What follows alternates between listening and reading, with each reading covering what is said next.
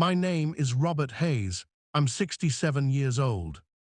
At Thanksgiving dinner, my daughter-in-law's father humiliated me in front of everyone at the table. Let me tell you exactly what he said. We were all sitting there, my son, his wife, her parents, some cousins I'd never met, and I made the mistake of trying to contribute to a conversation about the economy. I'd spent 40 years working in manufacturing, watching industries rise and fall, so I thought I might have something valuable to add. I was wrong to think that. Her father, this man I'd met maybe 3 times before, turned to me with this look of pure contempt. His voice cut across the table like a knife. "You're nothing here, sit down and shut up." The table went completely silent, not the kind of silence that comes from respect or shock. No, this was the silence of people watching someone get destroyed and not knowing whether to laugh or look away. Some of them did laugh, quiet, nervous laughs, the kind that said they agreed with him but were too polite to say it out loud. My heart was pounding so hard I could feel it in my throat. The shame was like fire crawling up my neck, burning my face red. Every eye at that table was on me, waiting to see what I'd do. Would I yell? Would I leave? Would I cry? I did none of those things. I smiled, not a real smile. God knows there was nothing to smile about, but the kind of smile you give when you're buying time, when you're planning something. I stood up slowly, excused myself quietly, and walked to the hallway. And there, standing in my son's house, where I should have felt welcome, where I should have felt safe, I made one phone call. They had no clue. They just started the worst night of their lives. But before I tell you what that call did, before I tell you how everything unraveled for them in ways they never saw coming, hit like, subscribe, and comment where you're watching from. Because what happened next isn't just about revenge. It's about dignity. It's about what happens when you push a man too far and forget that silence doesn't mean powerless. Now let me back up and tell you why this hurts so much. I'm not someone who expects respect just because of my age. I'm not one of those old men who thinks the world owes him something just for showing up. But I've earned what I have, every single piece of it. I built my life from nothing. My father was a drunk who left when I was 9. My mother worked 2 jobs and still couldn't keep the lights on half the time. I wore the same pair of shoes until they had holes in them because that's all we could afford. I joined the workforce at 16, lying about my age to get a job at a factory. I worked nights, weekends, holidays, whenever they'd let me. I saved every penny I could. I put myself through community college 1 class at a time, taking 6 years to finish a 2-year degree because that's what I could afford. I never asked anyone for a handout. I never expected anyone to make things easy for me. By the time I was 30, I was managing a production line. By 40, I was overseeing an entire facility. I spent decades in those plants, breathing in chemical fumes, working 12-hour shifts, missing family dinners and school plays because someone had to keep the machines running. I did it without complaint because that's what men of my generation did. We worked. We provided. We didn't whine about it. I wasn't drunk that Thanksgiving. I hadn't had a single drop of alcohol. I wasn't rude. I wasn't loud. I wasn't trying to dominate the conversation or show off. I was simply trying to participate in a discussion at what I thought was a family gathering. I didn't deserve what happened to me, and the fact that nobody at that table stood up for me, especially not my own son, that's what really destroyed me. You need to understand something about my son. His name is Thomas. When he was born, I held him in the hospital and made him a promise. I promised him he'd never struggle the way I did. I promised him he'd have opportunities I never had, and I kept that promise. I worked extra shifts to pay for his piano lessons. I drove him to every practice, every recital, every game. When he wanted to go to a private high school because the public schools weren't good enough, I found a way to make it happen. When he got into a good college, I didn't hesitate. I cashed out my retirement savings, took out loans, did whatever it took. I wanted him to have the education I never got, the doors I never had opened for me. And he did well. He graduated with honors. He got a good job at a financial firm. He met a woman, Victoria, and they got married. I was happy for him, proud of him. I thought I'd done right by him. But something changed after he got married. At first, it was subtle. He'd take longer to return my calls. When we'd have dinner together, he'd seem distracted, like he was somewhere else. Victoria would make these little comments, nothing you could call out directly, but enough to make you feel small. "Oh, that's an interesting way of doing things," she'd say when I'd tell a story about work. "I suppose that made sense back then," she'd say when I'd share advice. My son stopped defending me. That's what hurt the most. When his wife would subtly dismiss me, he'd just sit there, silent, like he agreed with her but didn't have the courage to say it out loud. Like everything I'd done for him, every sacrifice I'd made, had somehow become embarrassing to him. I remember one dinner, maybe 6 months before that Thanksgiving, when I mentioned I was thinking about selling my house. It was getting too big for me, too much maintenance for one person. Victoria immediately jumped in with suggestions: a retirement community she'd heard about, a smaller condo complex on the other side of town, places that were, as she put it, more appropriate for someone at your stage of life. Your stage of life, like I was ancient, like I was incapable, like I needed to be put somewhere out of the way where I wouldn't be an inconvenience.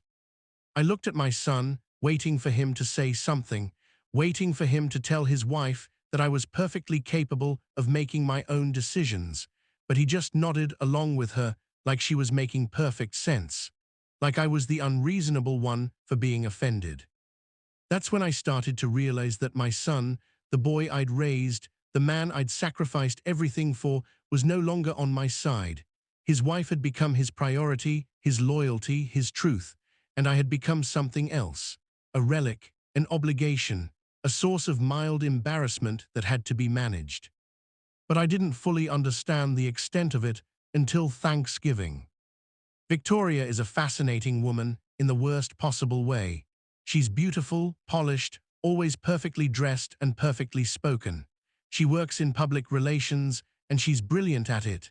She knows exactly how to control a room, how to make people feel important or insignificant with just a look, just a tone of voice. She never disrespected me openly. That would have been too obvious, too easy to call out. Instead, she did it with 1,000 tiny cuts. She'd ask about my health in a way that implied I was frail. She'd talk about generational differences when I'd express an opinion. She'd suggest that I might be more comfortable sitting out certain family activities. At their wedding, she seated me at a table in the back, away from the family tables, with people I'd never met. When I mentioned it to Thomas, he said it was just how the seating chart worked out, that they had limited space at the main tables. But I saw where her parents sat, front and center, places of honor. She controlled every aspect of their lives together, where they lived, how they decorated, who they socialized with, how they spent their holidays. And gradually she began to control how my son saw me. She'd bring up stories from his childhood, but twist them. "Remember how your dad was never around for your school events?" she'd say, completely ignoring the fact that I was working to pay for those schools. "Remember how he'd always criticize your choices?" She'd say, reframing my attempts at guidance as attacks. My son started to believe her version of our history. I could see it happening. He'd bring up grievances I didn't even know he had, complaints about my parenting that sounded exactly like things Victoria would say. She was rewriting our entire relationship, and he was letting her. I tried to talk to him about it once. I asked him if he was happy, if things were okay between us. He looked at me with this expression I'd never seen before, pity mixed with irritation. "Dad," he said, "you need to understand that Victoria and I are a unit now. What she thinks, I think. What she wants, I want. That's how marriage works." I wanted to tell him that's not how marriage works. That's how control works. That's how you lose yourself, but I didn't. Because I could see in his eyes that he wouldn't hear me. She'd gotten to him too completely. So when Thanksgiving came around and Victoria mentioned that her parents would be joining us, I knew it wasn't going to be a comfortable dinner, but I had no idea just how bad it would be. Victoria's father is a man named Lawrence Griffin, 63 years old, but he acts like he's king of the world. He made his money in real estate development, buying up properties, flipping them, building subdivisions. He's the type of man who measures his worth by his bank account and his square footage. The first time I met him was at Thomas and Victoria's engagement party. He showed up in a suit that probably cost more than my monthly mortgage payment, driving a car that cost more than I'd made in 2 years. Within 5 minutes of meeting me, He'd asked what I did for a living. When I told him I'd worked in manufacturing, I watched his interest die in his eyes. Blue collar, he said, nodding like he'd just diagnosed me with something unfortunate. Honest work. The way he said honest work made it sound like a consolation prize, like he was patting me on the head for doing my best even though my best wasn't very impressive. He spent the rest of that party ignoring me, talking loudly about his business deals, his properties, his connections. He knew politicians, he said. He knew CEOs. He knew people who made things happen in this world. The implication was clear. I was not one of those people. At the wedding, he made a toast that managed to be about himself for 5 full minutes before he even mentioned the bride and groom. He talked about how he'd built his empire from the ground up, which I later learned meant he'd inherited his father's construction company and expanded it. He talked about the values he'd instilled in Victoria: excellence, ambition, success. He made it sound like she was marrying down by choosing my son, even though Thomas had a damn good job and a bright future. I bit my tongue through all of it. I told myself it didn't matter what this man thought of me. I told myself that as long as my son was happy, I could deal with Victoria's insufferable father at the occasional family gathering. But that Thanksgiving, Lawrence Griffin decided to cross a line. We were sitting around the dining room table, and let me tell you, it was quite a production. Victoria had insisted on hosting, even though their apartment wasn't really big enough for this many people. She decorated everything to look like a spread out of a magazine, spent probably $1,000 on food and wine that most of us couldn't even pronounce. It was more about showing off than about actually giving thanks. Lawrence was at one end of the table, holding court as usual. Victoria's mother was next to him, quiet and submissive as always. Thomas and Victoria were on one side. I was on the other, squeezed between some cousin of Victoria's I'd never met and the wall. The conversation was insufferable from the start. Lawrence dominated it, as always, talking about his latest real estate development. He'd bought up some historic building downtown and was planning to tear it down to put up luxury condos. Someone asked about the historical significance of the building, and Lawrence waved it off. "History doesn't pay the bills," he said, laughing. "Progress does." I kept quiet, eating my food, trying to be invisible. But then the conversation turned to the economy. Victoria's cousin, the one sitting next to me, mentioned something about manufacturing jobs leaving the country. And Lawrence, with this smug look on his face, said, "Good riddance. Those jobs are for people who couldn't cut it in the real economy. The future is finance, technology, real estate, not making widgets in some dirty factory." I felt my jaw tighten. I'd spent 40 years in those dirty factories he was dismissing. I'd worked with men and women who broke their backs every day to keep this country running, to make the products that people like Lawrence took for granted. And he was sitting there, in his expensive suit, talking about us like we were disposable. I should have stayed quiet, I know that now, but I couldn't, not this time. "Those jobs built the middle class," I said. My voice was calm, measured. I wasn't trying to start a fight. "Those jobs put food on tables and kids through college. You can't dismiss them just because they don't make you rich." The table went quiet. Everyone looked at me, then at Lawrence. I'd challenged him. In his daughter's house, at her table, I dared to disagree with him. Lawrence's face changed. The fake warmth he'd been performing all evening vanished. He leaned forward, his eyes locked on mine, and I saw exactly what kind of man he really was. Not someone successful, not someone confident, someone cruel. "You know what your problem is?" he said, his voice loud enough for everyone to hear. "You think showing up and doing what you're told makes you important. It doesn't. You were a cog in a machine, easily replaced, and now you're sitting here at my daughter's table, eating food you didn't pay for, acting like your opinion matters." I felt the blood drain from my face. The room was spinning. I looked at Thomas, waiting for him to say something, anything, to tell Lawrence he was out of line, to defend his father. But Thomas just looked down at his plate. Lawrence wasn't done. He leaned back in his chair, savoring his power, savoring my humiliation.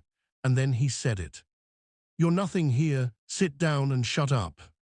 The pain in those words wasn't just about the insult. It was about what they represented. It was about being erased, being dismissed, being told that your entire life, everything you'd worked for, everything you'd sacrificed, meant nothing. Some people at the table laughed, nervous laughs, uncomfortable laughs, but laughs nonetheless. Victoria's cousin next to me suddenly found her wine glass very interesting. Victoria herself had this tiny smile on her lips, like she'd been waiting for this moment, like she'd orchestrated it. And Thomas, my son, the boy I'd raised, the man I'd sacrificed everything for, he just sat there in silence. That's when something inside me broke, not in a way that made me want to yell or cry or flip the table. No, it broke in a way that made me cold, calculated, determined. I stood up slowly. I smiled, that same fake smile I'd given 1,000 times in my life when I had to hide what I was really feeling. "Excuse me," I said quietly, "I need to make a phone call."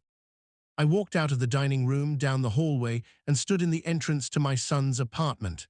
My hands were shaking, but not from fear, from rage, pure, cold rage. And that's when I made the call. You want to know who I called? You want to know what that call set in motion? I called a man named Richard Sullivan. Richard and I worked together 30 years ago. We were both young men then, both grinding away in the manufacturing world, both trying to build something. But Richard was smarter than me. He saw the writing on the wall, that manufacturing was changing, that the future was going to be different. So he went back to school, got his law degree, and specialized in corporate law. Specifically, he specialized in real estate law. Over the years, Richard and I stayed in touch, not close friends, but the kind of friends who check in every few months, who grab lunch once a year. He'd built a successful practice, handling major real estate deals all over the state. He knew everyone in the industry. He knew where the bodies were buried. And he knew Lawrence Griffin. About a year before that Thanksgiving, Richard and I had lunch. He was telling me about a case he was working on, a real estate developer who'd cut corners on a major project, violated environmental regulations, bribed inspectors, the whole 9 yards. He didn't mention names at the time, but I remember him saying, "This guy thinks he's untouchable, thinks his money and his connections make him immune. He's wrong." Later, when Thomas got engaged and I met Lawrence for the first time, I mentioned the name to Richard, just curious if he knew him. Richard's face went dark. "Lawrence Griffin," he said slowly. "Yeah, I know him. I know exactly what kind of man he is." That Thanksgiving, standing in my son's hallway with my heart pounding and my hands shaking, I called Richard. It was late, almost 9 o'clock, but I knew he'd answer. He always answered. "Robert," he said when he picked up, "everything okay?" "No," I said quietly, "everything is not okay. You remember Lawrence Griffin?" There was a pause. Then Richard said, "The one I told you about, the case." "That's the one. What about him?" "He's sitting in my son's apartment right now. He just humiliated me in front of my family, told me I'm nothing, told me to sit down and shut up." Another pause, longer this time. Then Richard said something that made my heart skip a beat. "Robert, the case against Griffin is going forward. We have him dead to rights, environmental violations, bribery, fraud. He's going to lose everything. I'm talking major fines, possible prison time, his entire reputation destroyed. But it's not public yet. We're still putting together the final pieces." I closed my eyes. "How close are you?" "We were planning to file next week, but if we need to move faster," he trailed off. I could hear the wheels turning in his head. "Why, what are you thinking?" "I'm thinking," I said slowly, "that Lawrence Griffin needs to know that he's not untouchable. I'm thinking he needs to know that tonight, right now." Richard was quiet for a moment, then he said, "Give me 10 minutes." I hung up and walked back to the dining room. Everyone was still sitting there, the tension from earlier dissipated. They'd moved on. Lawrence was telling another story about some deal he'd made. Victoria was laughing. Thomas was refilling wine glasses. I sat down in my seat, picked up my fork, and continued eating. I didn't say a word, I just waited. I watched Lawrence across the table, this man who thought he was so powerful, so important, so invincible. He had no idea that 10 miles away, Richard Sullivan was making calls. He had no idea that records were being pulled, that documents were being reviewed, that the carefully constructed wall of protection he'd built around himself was about to come crashing down. I took a bite of turkey. It tasted like ash, but I kept eating, kept smiling, kept playing the role of the defeated old man who'd been put in his place. Let them think they'd won. Let them think I was harmless. Let them think I'd accepted my humiliation. Because in about 10 minutes, everything was going to change. Victoria was talking about dessert. She'd made 3 different pies, because of course she had. Lawrence was still dominating the conversation, now complaining about some environmental regulation that was getting in the way of progress. The irony of that would have been funny if I wasn't so angry. I looked at my son. He was smiling, laughing at something Lawrence said. He looked happy, comfortable, like he belonged here in this world of expensive wine and casual cruelty, like he'd forgotten where he came from, like he'd forgotten who raised him. That hurt more than anything Lawrence had said to me. Then Lawrence's phone rang. He glanced at it, his expression shifting from annoyed to confused. He didn't recognize the number, but something about it made him answer. "Griffin," he said into the phone, his voice still confident, still commanding. I watched his face change. The color drained from his cheeks, his eyes went wide, his jaw clenched. He stood up from the table abruptly, his chair scraping loudly against the floor. "What?" he said into the phone, his voice no longer confident. "What are you talking about?" Everyone at the table was staring at him now. Victoria looked concerned. Her mother looked frightened. Thomas looked confused. "I just kept eating my turkey." Lawrence walked out of the dining room, the phone pressed to his ear, his voice getting louder and more agitated. We could hear him from the other room. "That's not, you can't, I have lawyers, this is." His voice trailed off. The apartment went silent except for the sound of his panicked breathing. When he came back into the dining room, he was a different man. The confidence was gone. The smugness was gone. He looked like someone who'd just been told he had a terminal disease. "We need to leave," he said to his wife, his voice hollow. "Now." Victoria stood up. "Dad, what's wrong? What happened?" "Not here," Lawrence snapped. He wasn't even looking at her. His eyes were darting around the room like he was looking for an escape route. "Get your coat, we're leaving." "But we haven't had dessert." "Now, Victoria." The room erupted into chaos. Victoria's mother was gathering her things, looking terrified. Victoria was trying to figure out what was happening. Thomas was asking questions that nobody was answering. And I just sat there, watching it all unfold, watching Lawrence Griffin's carefully constructed world begin to crumble. Before they left, Lawrence looked at me, really looked at me, and I saw something in his eyes I'd never seen before: fear. He knew, somehow, he knew that I'd had something to do with that phone call. He didn't know how, didn't know what, but he knew. I met his gaze and held it. I didn't smile. I didn't gloat. I just looked at him with the same expression he'd given me an hour earlier, the look that said, "You're nothing." Then they were gone. The door slammed shut. The apartment went quiet. Thomas turned to me. "Dad, what just happened?" I set down my fork. "I don't know, son. Seemed like your father-in-law got some bad news." Did you do something?" I looked at my son, this man I'd raised, this man who'd sat there in silence while I was humiliated, and I said, "I made a phone call, that's all." The look on his face was something I'll never forget. Confusion, realization, fear, respect, all mixed together. He opened his mouth to say something, then closed it. He didn't know what to say. For the first time in years, he saw me as something other than an embarrassment or an obligation. He saw me as someone who could still bite back. "I think I should go," I said, standing up. "Thank you for dinner." "Dad." "I'll call you tomorrow," I said, and I left. I drove home in silence. The rage was still there, burning in my chest, but now it was mixed with something else. Satisfaction, not joy. What had happened wasn't joyful, but satisfaction that Lawrence Griffin was finally facing consequences, that he'd finally been held accountable. When I got home, I called Richard. Tell me, I said. Richard sighed. We accelerated the timeline, made some calls to the state attorney's office, to the Environmental Protection Agency, to the media. By tomorrow morning, everyone is going to know what Lawrence Griffin has been doing. The violations, the bribes, the fraud, all of it. What's going to happen to him? Best case scenario, he loses most of his assets, pays massive fines, and spends a few years fighting legal battles. Worst case, prison time. I was quiet for a moment, then I said, "Thank you, Richard." "Don't thank me," he said. "I was going after him anyway. You just helped me speed up the timeline." "But Robert." "Yes." "Be careful. Men like Griffin don't go down quietly. He's going to look for someone to blame. And he knows you had something to do with this."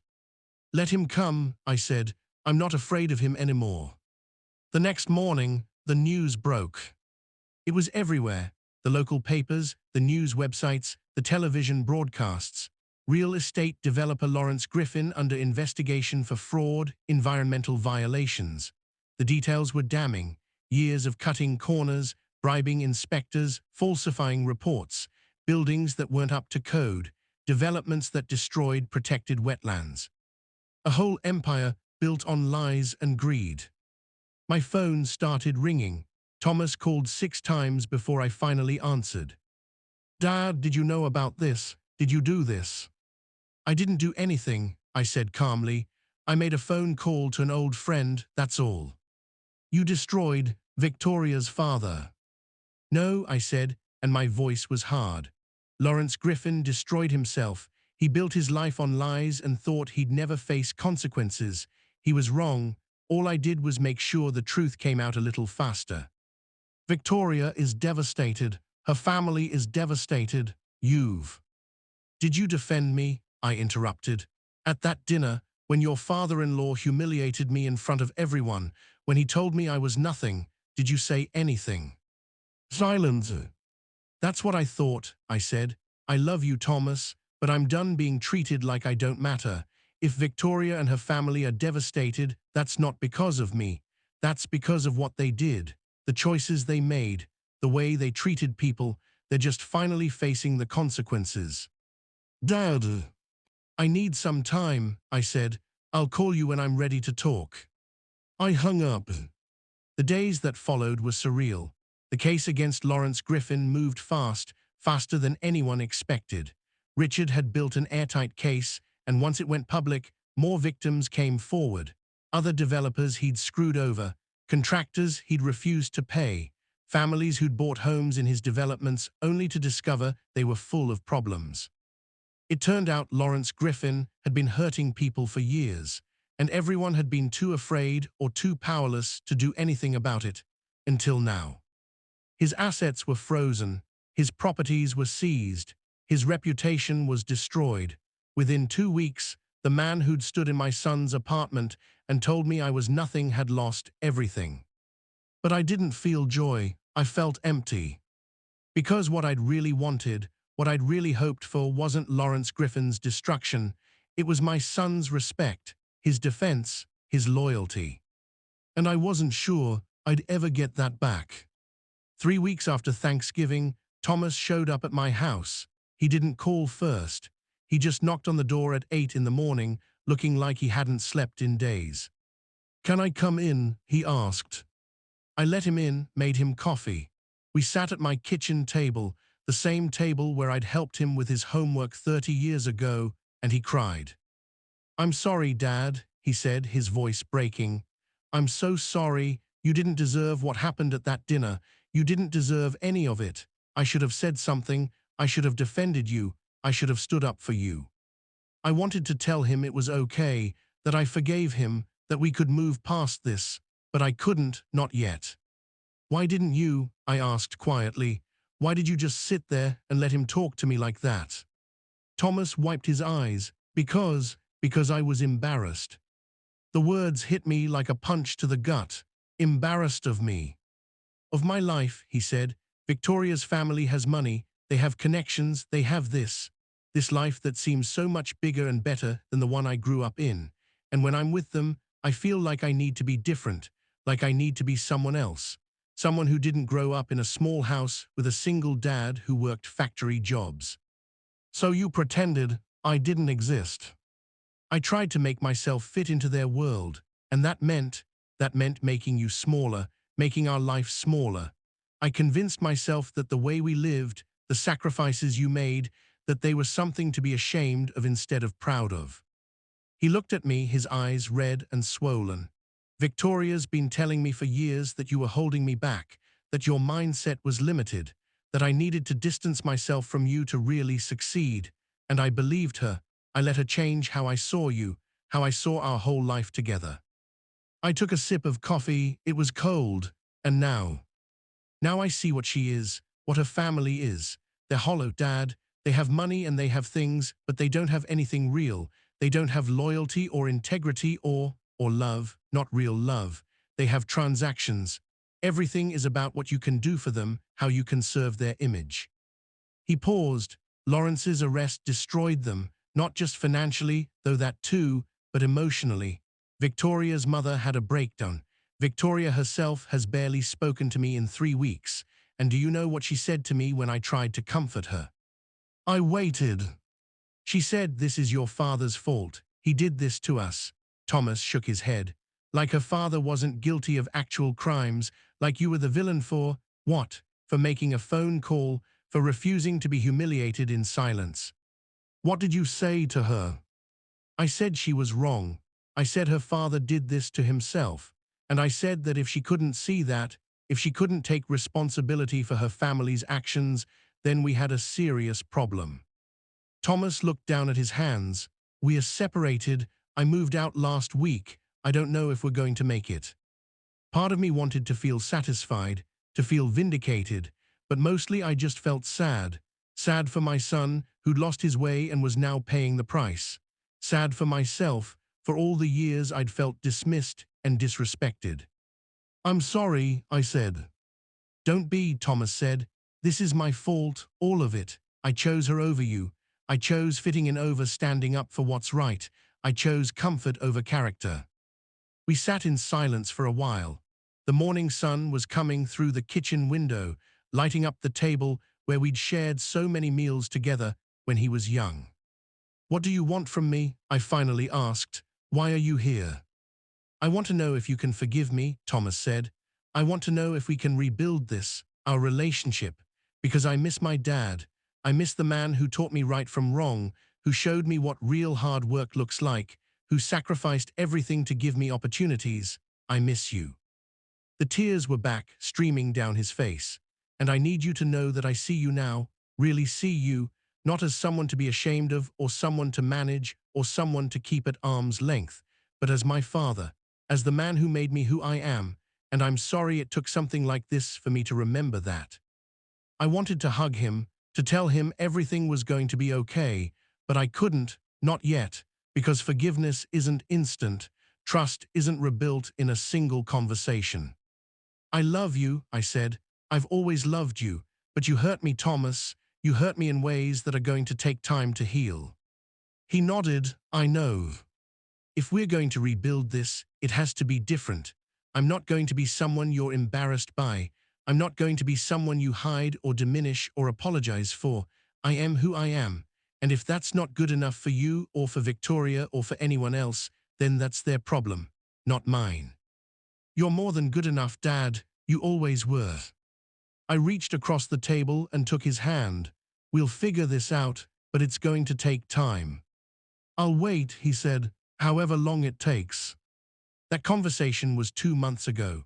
Since then, Thomas and I have been slowly rebuilding our relationship. It's not easy. There's still hurt there, still resentment, still moments where I remember him sitting silent while I was humiliated, and I feel that burning anger all over again. But we're trying, and that matters. Thomas and Victoria are getting divorced. The final blow came when Lawrence Griffin was officially charged, and Victoria refused to accept any responsibility for her family's actions. She's moved back in with her mother, who's apparently struggling with the reality that her husband is likely going to prison. I don't take pleasure in their suffering, I really don't, but I don't regret what I did either. Lawrence Griffin was a bully and a criminal, and he deserved to face consequences. The fact that those consequences also taught him and his daughter that you can't just treat people like garbage without it eventually catching up to you, that's just justice. As for me, I'm doing okay. Better than okay, actually. Something shifted in me after that Thanksgiving. I stopped apologizing for who I am. I stopped making myself smaller to make other people comfortable. I stopped accepting disrespect in the name of keeping the peace. I'm 67 years old. I've worked hard my entire life. I've made mistakes. God knows I've made mistakes, but I've also done a lot of things right. I raised a son on my own. I built a career from nothing. I survived and even thrived despite every disadvantage life threw at me. And I'll be damned if I'm going to let anyone make me feel like that doesn't matter. Last week, Thomas and I had dinner together, just the two of us, at a small restaurant near my house. We talked about his childhood, about the memories we shared, about the good times before everything got complicated.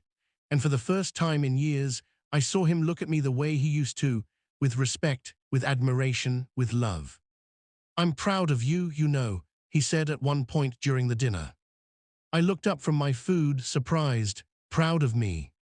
For standing up for yourself, for not backing down, for showing me that dignity matters more than fitting in." He paused. "You taught me that lesson when I was young, but somewhere along the way I forgot it. You reminded me." I felt my throat tighten. "You're going to be okay, son. This is hard now, but you're going to come out of it stronger." "I know," he said, "because I learned from the best." We finished our dinner. We talked about his plans for the future, about him finding a new apartment, about him maybe taking some time to figure out what he really wants from life. And when we said goodbye in the parking lot, he hugged me, a real hug, the kind we used to share when he was young, before everything got complicated. "I love you, Dad," he said. "I love you too," I said, and I meant it.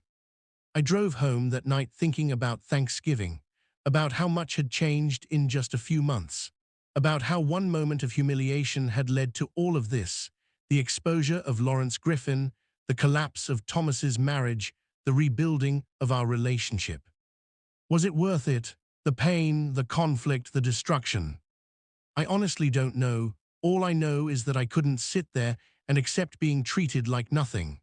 I couldn't smile and nod and pretend that words don't matter, that disrespect doesn't hurt, that dignity is negotiable. Lawrence Griffin told me to sit down and shut up. He told me I was nothing. But I'm not nothing. I'm Robert Hayes. I'm 67 years old. I'm a father, a worker, a man who survived everything life has thrown at him.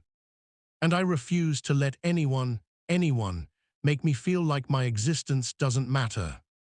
So I stood up, I made a phone call, I fought back. And in doing so, I reclaimed something I'd lost somewhere along the way, my sense of self-worth. This Thanksgiving, I'll be spending it alone. Thomas offered to come over, but I told him I needed some time to myself, to reflect, to heal, to figure out what comes next. Maybe next year will be different. Maybe we'll have rebuilt enough trust, enough connection, that we can share a meal together without all this weight between us. Maybe. But this year I need to be alone, to sit with the silence, to acknowledge the pain and the anger and the sadness, to accept that sometimes doing the right thing costs you something, that justice isn't always clean or satisfying, that standing up for yourself can burn bridges that might never be rebuilt. And I'm okay with that, because at the end of the day, I can look at myself in the mirror and know that I didn't let them break me. I didn't let them make me small. I didn't sit down and shut up. I stood up, and that matters. Lawrence Griffin thought he could humiliate me and get away with it. He thought his money and his connections made him untouchable. He thought he could treat people like garbage and face no consequences. He was wrong. And if there's one thing I hope people take away from this story, it's this: you are not nothing. Your dignity matters. Your self-respect matters. And if someone tries to take that away from you, if someone tries to make you feel small or worthless or invisible, you have the right to fight back. Not with violence, not with cruelty, but with truth, with justice, with the simple, powerful act of refusing to accept their version of who you are. Lawrence Griffin told me I was nothing. But he was wrong. I am Robert Hayes. I'm 67 years old. And I matter.